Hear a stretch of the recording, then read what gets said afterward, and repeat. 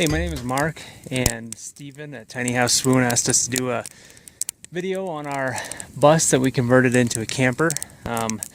We are in central Colorado right now. This is just our weekend getaway where we bring the kids to sled and hike and fish and whatnot. So we bought this property in 2013 and quickly found out that building codes would stop us from just putting like a shed or something that we could sleep in on the land. So we decided to go mobile, and we bought a bus for $2,800, and we converted it into a camper. So it's cold today. It's -8, but there's no wind, so it's pretty tolerable. I've got a little fire going on here. I don't know if you folks can see that, but we're going to go in and do a quick tour of the bus and how we make it function. So this is our bus. It is a 1986 GMC Bluebird with a 366 engine, and I don't know what for a transmission. Stepping on board, we have the boys here at our IKEA fold-out table, one of two. So when we're not using this table, we can just fold it up against the wall, and that gives us a little more space. It's relatively affordable. We've got fold-up chairs with it. This is our IKEA fold-out couch. It's really light and it was really easy to put together. We can sleep 2 or 3 kids on this. This just folds out. And then we have an old cooler here that we use for our toy and Lego storage. And we have another fold-out table here. The ladies are doing some coloring. And then we have a stove, fireplace. This was made out of a compressor tank, and I bought it for $50 on Craigslist. It serves pretty well during the day to take the edge off, but really the solar gain in the bus really does a lot for the heat. We use this old bucket I found on our land. We use it for wood. This is Eli. Say hi. Hi, and he's standing on what used to be old bus seats, and I took a cutting torch and cut off the backs, and now they're kind of a sectional modular type thing where if we need a bench somewhere else in the bus, I retained this little lip right here. That's what the seats used to hook to. So we can move these benches anywhere. They're not bolted down. We just move them around. If we need another bed, we use this batch as a bed. You can see over there, there's a bench. This is the work area / cook area.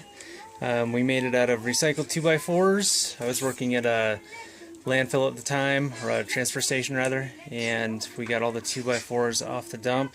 And then we put the siding on as pallets. We made sure and sealed those up. The top, it's just a piece of nice wood that we bought at Home Depot, put some chalkboard paint on it, and then put wax over it. Underneath, we have a lot of storage. Okay, so this is our storage area, and we've got blankets and dishes and other whatnot things, you know, plasticware and whatnot stashed under here. We didn't really want to do doors just because it's limited space to begin with, so a curtain works pretty well. My wife fabbed up the old branch curtain rod, which is pretty cool. This is our sink. It's an old 1950s probably utility sink. It's got a deep basin in it. We use it for hand washing. We could wash dishes in here if we needed to, but we generally don't. We just let the spigot go like that. And on the underside, I don't know if you'll be able to see it, but we have a 3-gallon bucket underneath here, and that just catches the runoff, and we empty that whenever we're done. Keeps it pretty simple. I didn't want to put any holes going outside to stop mice from possibly coming in, which we currently don't have a problem with. In the back of the bus, this is our futon. This is where we sleep, the adults. And this will fold up, but we generally don't. It's just a nice lounging area. I like to get a couple sleeping bags under my head, get a good book, and read away. And then we took, these are basically the ends of pallets cut off to act as bookshelves. And as you can see, we have a pretty active book list. There's no internet or TV or anything here, so we do a lot of reading. And then the last area would be the bathroom. And in the bathroom, it's pretty simple.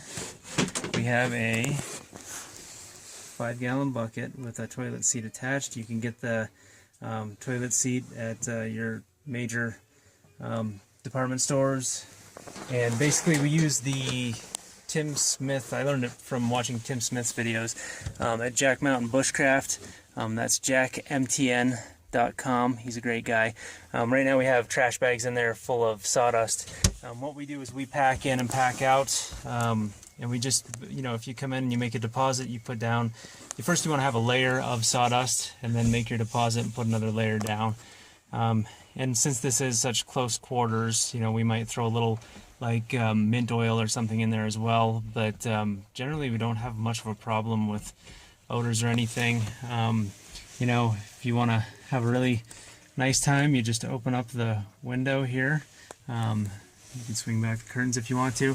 We have a little bit of storage in here. You can see, Q-tips, toothbrushes, paper towel or toilet paper, hydrogen peroxide, cotton balls. So, using the framing of the bathroom, we've been able to add a lot of storage doing that as well.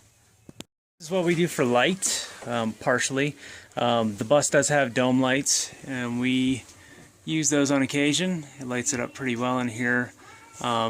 We do have a marine battery hooked up, and we just run the bus once in a while. But these are from IKEA, and these are solar lamps.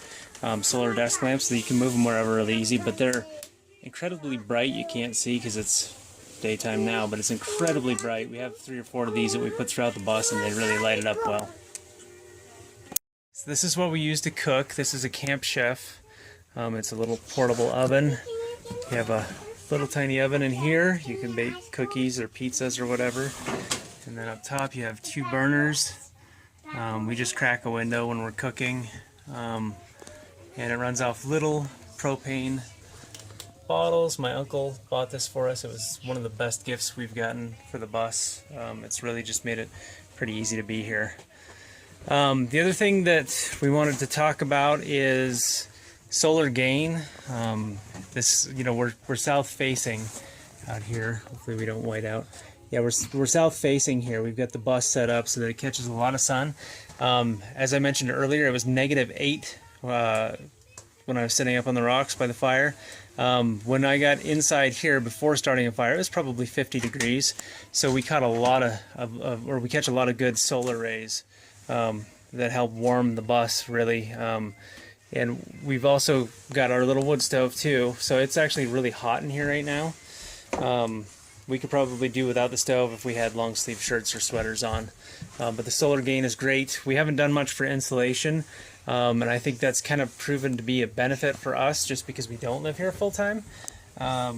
When we show up, if the sun's out, basically we don't really care if it's below 0. If we show up and the sun's out and there's no wind, we know that we're going to be okay. I want to talk about storage. This is kind of the quote-unquote shed area where we keep games, and I've got some hardwood up here and some propane and whatnot. But we try to use the underside of everything, under the beds, under the bus seats and whatnot. And being that we can move the bus seats, you can kind of change where the storage needs to be. Also, a really economical way to do flooring is these carpet tiles, which I really like. They're easy to put down. We just used some liquid nails and applied them to the subfloor that was already there. And the cool thing is if somebody ends up spilling wine or strawberry juice or something. Hi, is that your lightsaber? Yeah. If somebody ends up spilling something on these, we can just tear it up and replace it. They're like, how much were they? Like $1 something a piece? Yeah. Like $1.50 or $1.75 a piece. I think we got ours on Amazon. But it's a really nice way to do the flooring. Kind of takes the edge off your feet if you're walking around in socks. and easy to do, very easy to do. This whole conversion took me, I figured about 40 hours, and I just did it part-time kind of after work and whatnot. And we don't have a whole lot of money wrapped up into it. You know, the IKEA stuff, of course, came at a cost. But, you know, at the same time that I bought this couch on IKEA, at IKEA, we saw a used one on Craigslist for much, much cheaper. So you can always utilize resources like that. And of course, for the countertop, we used pallets, recycled wood. You know, the stove was a Craigslist find. The pipe, I think we didn't pay much for. We got a deal on that. The cement board backing it, I had in my shed from a project that we did 5 years ago.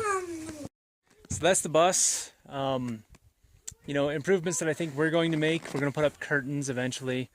We don't really have a need for them because there's really nobody around. And we're going to improve the wood stove. It's not that we need a bigger wood stove for the amount of heat that it puts out. We really need a bigger wood stove to have better control of the fire. Right now, if we stay the night here when we need the stove, I'm getting up every hour or two to put wood in it just because it's so small. So I think we'll put a little bit bigger of a stove in there and warm things up. But you know, this whole project was done for under 10 grand. So we're talking land and the bus. We've got less than 10 grand into it, and it's been absolutely awesome. Like I said, we live in a major metro area, so it's a good way for us to get away. Just kind of get out of the hubbub of the real world. We have 4 children, and they can just run like maniacs here, which I think all kids need to do. We hike all the time. Even when it's cold like this, we'll hike or put on our cross-country skis. We saved our pennies, you know. We saved our tax returns. We were both working, you know, second jobs and whatnot, and it's been completely worth it. You know, we're down here probably a few times a month, and just we really enjoy it. It's a really quiet place. That's all for our tour. Make sure you go to Tiny House Swoon on Facebook and Tiny House Listings, and hit like.